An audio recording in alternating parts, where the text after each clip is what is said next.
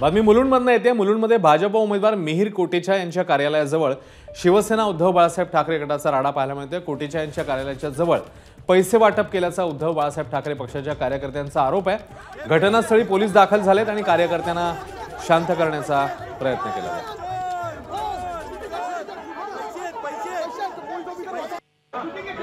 आमचा एक प्रतिनिधी असला पाहिजे बरोबर।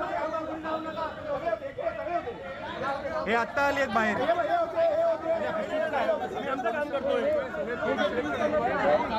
नाही काय त्यांच्याकडे बघा पहिले माहिती जे आहे ते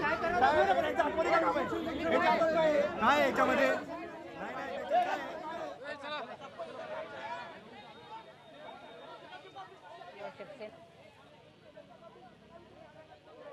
तुमचा आरोप असा आहे की आम्हाला जेव्हा साधारण 6 वाजता कळलं, 5:30-6 वाजता की इथे भारतीय जनता पार्टीने बेकायदेशीर कार्यालय घेतले। मिहिर कोटेचा जो भारतीय जनता पार्टीचा उमेदवार आहे त्या तिथून पैशाची काहीतरी घेणं देणं चालू आहे। आम्ही जेव्हा इकडे आलो तेव्हा हे जे इलेक्शन कमिशनरची लोक होती आतमध्ये गेली। आतमध्ये मग सिनियर साहेब आले, मुलुंड सिनियर साहेब, त्यांनी 2 लाखाची कॅश पकडली गेली। 2 लाखाची कॅश पकडली गेली आणि बाकीचा आमचा असा संशय आहे की मोठ्या प्रमाणामध्ये इथे पैसे आहेत, मोठ्या प्रमाणात पैसे आहेत आणि ह्याचे कायदे बंदोबस्त झाला पाहिजे।